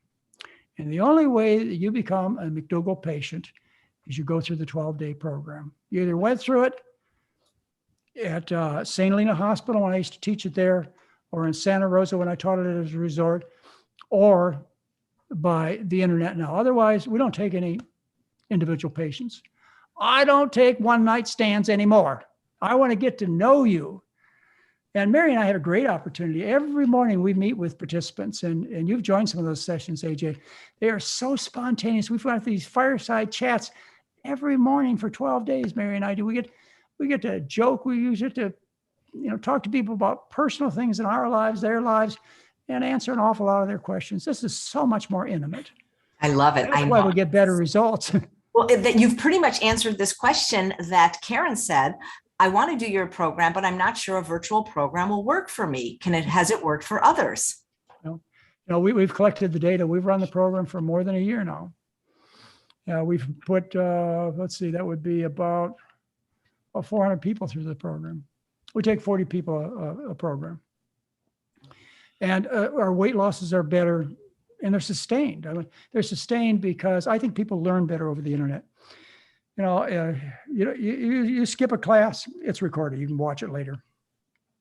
You have a problem, you can get a hold of Dr. Lim or myself, right away. You get it discussed. You can talk to one of the support specialists.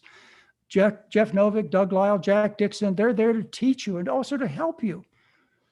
The lectures they give, I want to tell you, there's another point of view as to why we're not going to run the program live anymore, and that is the staff is so much happier.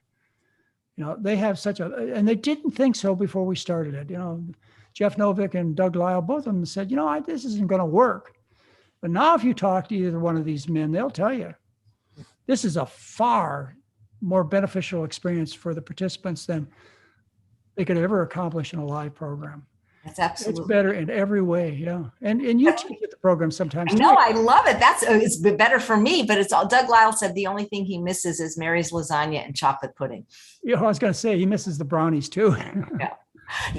Dr. McDougall, I agree with you about virtual learning because since the pandemic began, I went back into acting, doing my improv and comedy class online, and I'm doing so much better with my craft because I agree. It's just, you're so much more focused like when you're here. That's just my opinion. So how do you feel about this question from Gerard? What about losing weight? Can one still eat potatoes and lose weight? Hello, that's how I lost 50 pounds. That's all I ate.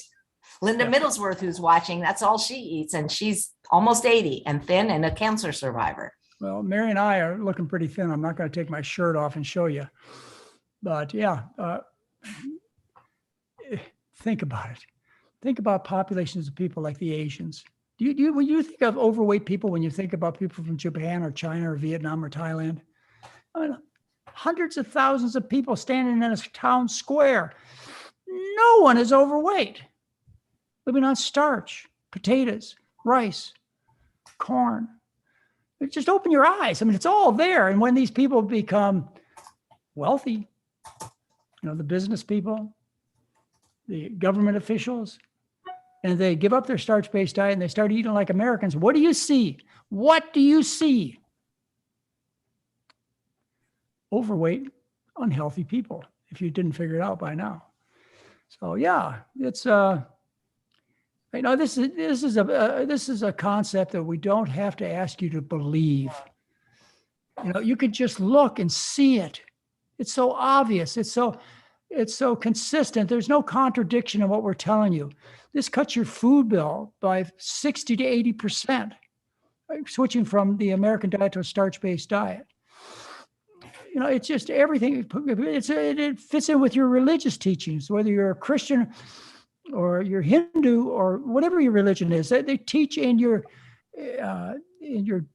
Bible or whatever, your book of religion. They teach that the best diet to eat is a starch-based diet, and that when a few selected people become rich, kings and queens, they call them, they get fat and sick. Rich foods make people sick. Back then there were only a few rich people, a few pharaohs, a few priests, a few kings, a few queens, a few aristocrats. The bulk of the people were toiling in the fields. They were building the pyramids. They were growing the crops, and they were all thin. So back then there were just a few aristocrats, and now since the Industrial Revolution and the harnessing of fossil fuel, half the people on this planet have become rich. They live like kings and queens, and it shows. So how do you fix the problem? Well, you stop eating the food of kings and queens, the meat, the dairy, the cakes, the pies, and you start eating the food of the laborers, which is starch. Starch. You've got to get over the word starch in terms of it being a negative thing. We used to call what we had for meals starch. You ask Grandma what was for dinner, and it was potatoes or spaghetti or some other kind of pasta, or it was rice and mushu vegetables. It used to be that way. Now, of course, you ask what's for dinner, and they say fried chicken, pepperoni pizza. Yeah, keto diet. Carnivore diet. That's what people are saying to eat to lose weight. Dr. McDougall, I think this is a legitimate question because this comes up a lot from people that are new to this, especially if they're diabetic, like type 2 diabetic, or have insulin resistance. They say that when they eat potatoes, their blood sugar goes up. So therefore, they're afraid to eat them. Well, get over it. Get over it. I mean, the goal is to get your health back. That's the goal. And that's what you do by eating a starch-based diet. Well, what is the purpose of eating? It's to raise your blood sugar. It's supposed to go up. But what you want to do is you want to cure the underlying problem. The problem with type 2 diabetes is that you develop insulin resistance, which is a normal adaptation for eating rich food. So you develop insulin resistance. Insulin pushes fat into the fat cells, and insulin allows sugar to go into the regular cells. All right. So if you make the insulin inefficient, then what happens is it can't put the sugar into the cells. It allows the sugar to be in the bloodstream. The reason you become type 2 diabetic is because of a normal adaptation. And that is that it's okay to gain 30, 40, 50 pounds. You can still get away from the saber-toothed tiger. You can still fit in that tight cave entrance and save yourself. But 30 or 40 pounds is enough. And the body says, hey, you know, this is getting to be a problem with survival. You gaining any more pounds like 50, 60, 80 pounds. And therefore, I'm not going to allow the insulin to be effective. You develop insulin resistance. And that's what type 2 diabetes is.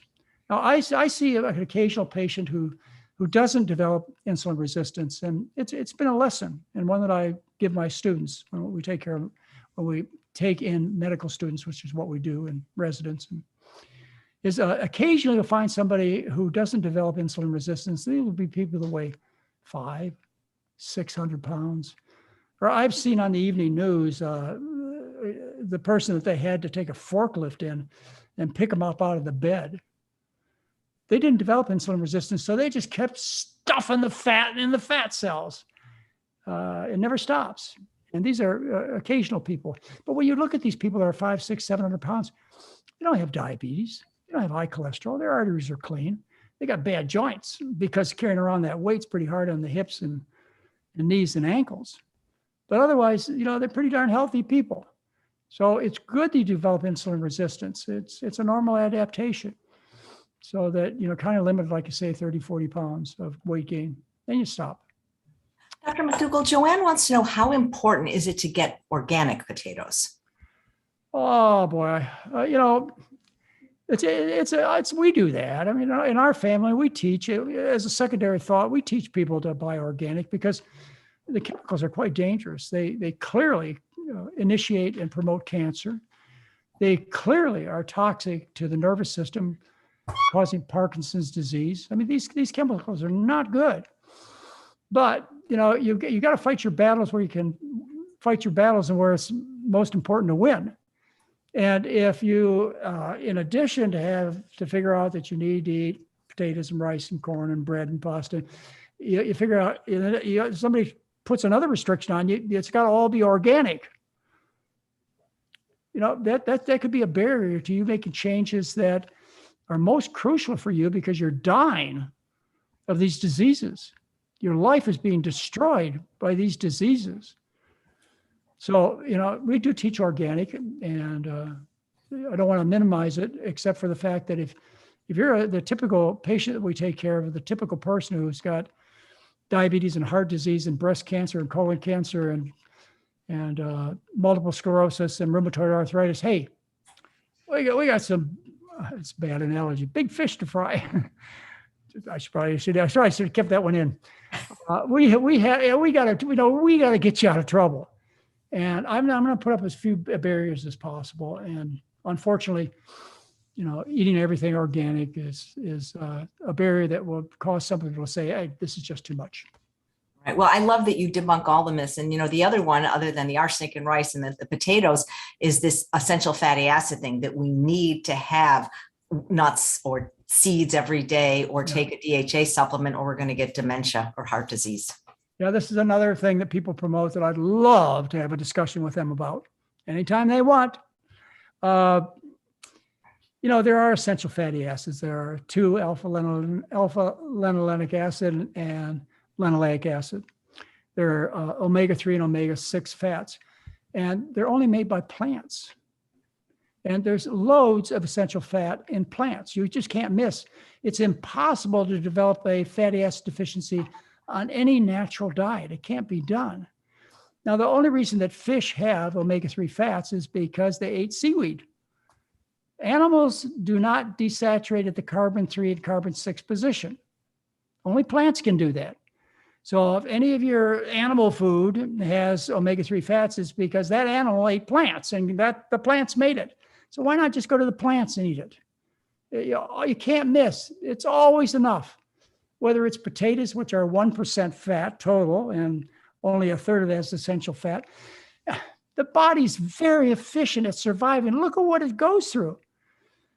What it goes through is entirely the wrong food. You eat cat food.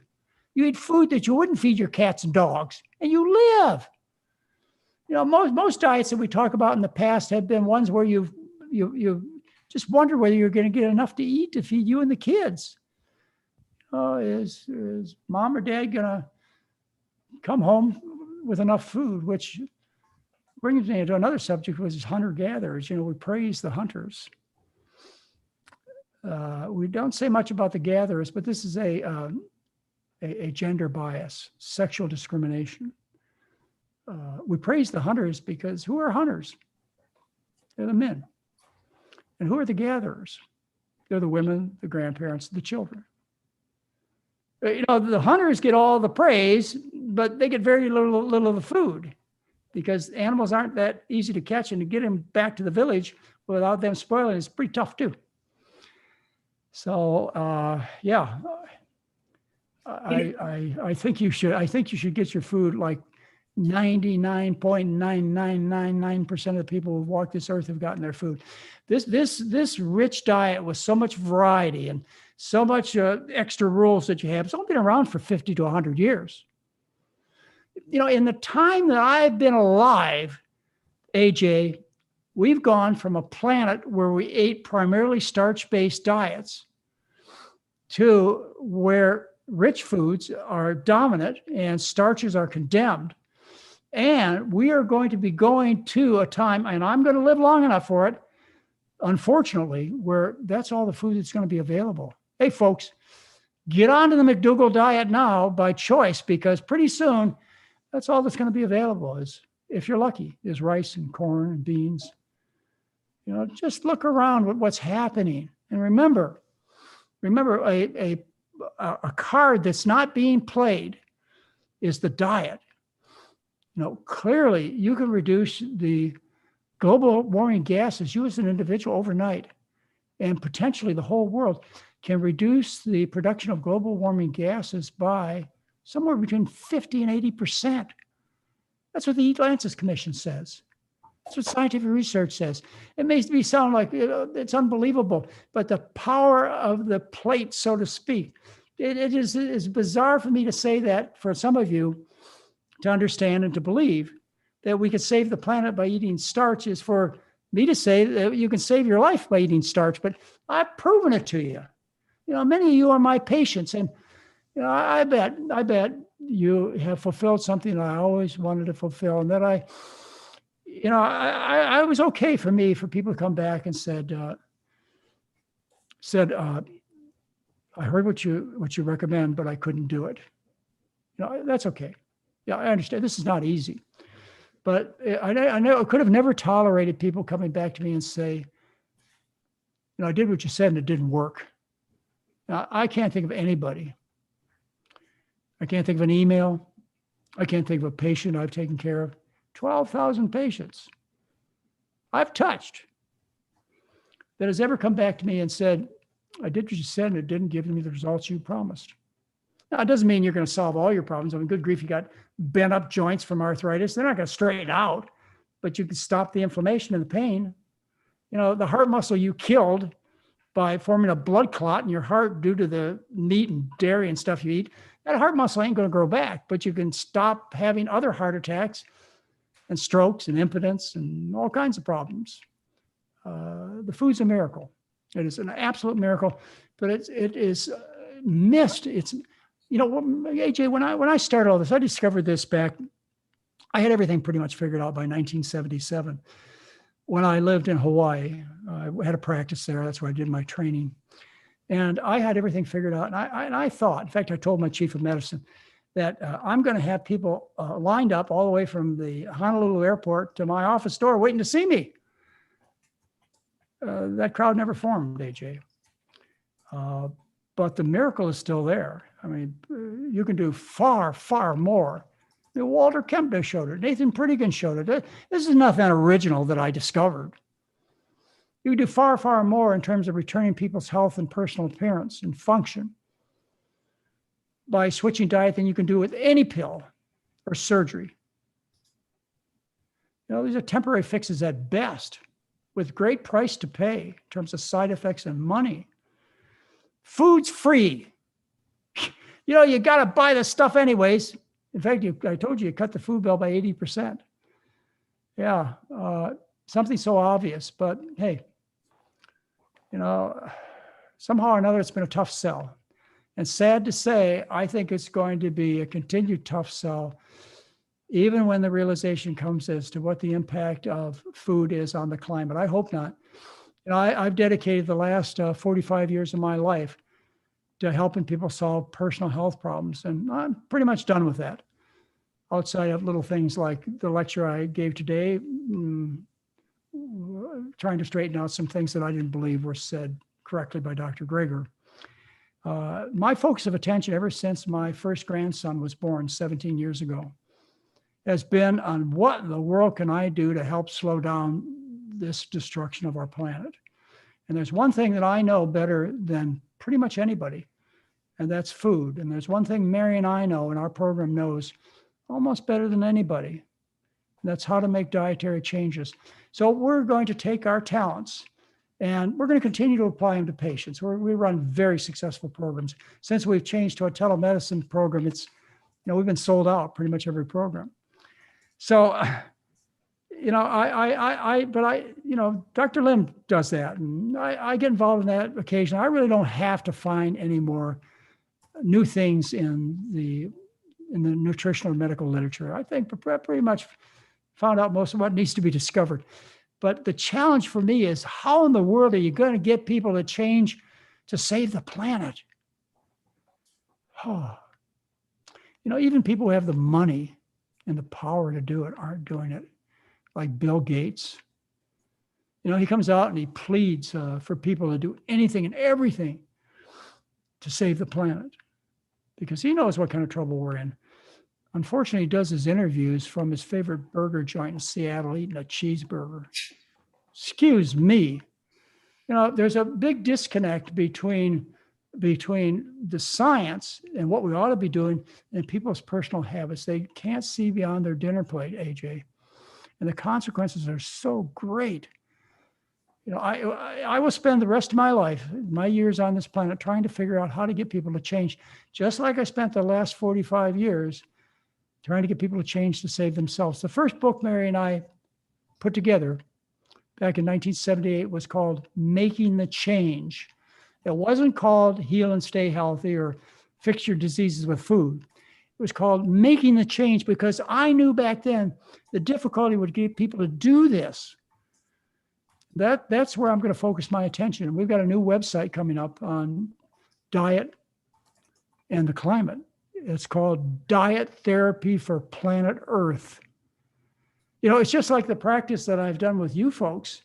It's called diet therapy. Diet therapy, I know that's an unfamiliar word, just like starch used to be an unfamiliar word, but it's such an important concept, diet therapy. And I've taken care of, well, lots of people, you know, probably, you know, let's not even get into figures, but I've helped a lot of people by diet therapy, principles taught by Nathan Pritikin and Walter Kempner. That's diet therapy. That's changing people's diets short-term and long-term to result in curing their diseases. Now, my new patient, Diet Therapy for Planet Earth. She's my new patient. And I'm going to do everything I can to get her well. And I know that I only have a small thing to do, but it's an important part that Mary and I and the rest of the team are going to play because we have this knowledge and we're going to share it. Lots of things that need to be done. Fossil fuels, of course, a big one. Lots of things that need to be done, but the food needs to be fixed or we're not going to solve the fate of our planet. You know, and experts say that. They're talking about experts like Cambridge in England, which are dedicated to diet and climate change. They're experts. They've realized it. You know, we're not going to solve it by stopping fossil fuels. We need to do that, of course, but it's too late. Back in the 1970s, when we started talking about this, we could have fixed it by switching to electric cars, solar, wind power. Yeah, we could have. But, you know, this is 50 years later. The accumulation of damage is so great that just stopping the fossil fuels, changing the energy production is not going to be enough. And experts are involved in this. I'll tell you, the last card we have to play, and the most important one, is the food. Somehow we have to convince people that they need to go back to eat like their ancestors did 100 years ago. They need to eat traditional diets like a diet based on rice like Asians did up until 1980. Like the Aztecs and Mayans did for 1,300 years, fighting battles, running governments, having children. The people of the corn. We don't have to call it a vegan diet or the McDougall diet. I'm not going to do that. Those bring up a lot of emotions, but talk about the diet of your ancestors, traditional diets, and that's what we have to return to.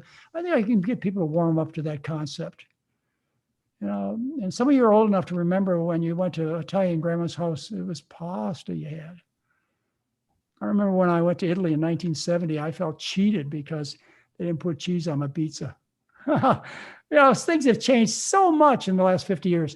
As I said before, in my lifetime, we've changed from a planet where most of the population ate a starch-based diet to, because of necessity, we will again eat a starch-based diet. We can do it under our own will, or we're going to be forced to do it because there's going to be nothing else available, ladies and gentlemen. You'll be glad to get a potato. Amen to that, Dr. McDougall. I think that's a perfect place to end because we are so blessed that you're going to be coming back once a month. You are scheduled for Monday, November 1st, which happens to be World Vegan Day. You're going to be going up with your wonderful wife, Mary, at 11. Dr. McDougall, we have people that have been in your program 40 years ago, like, for example, Mary Joan watching, and they all thank you so much. I can't tell you how good that makes me feel, AJ. We have a positive experience of people getting well, over 12 days, because they do.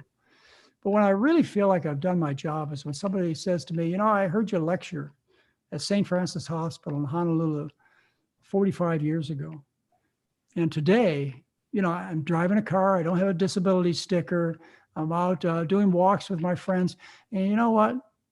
That's the few friends I have, which are usually 20 years younger than me, because most of them, my contemporaries, they're either dead or they're in wheelchairs or they're in nursing homes because they didn't get a message that you gave me 45 years ago. I mean, that makes me feel really good. I feel like I've been a doctor, done my job.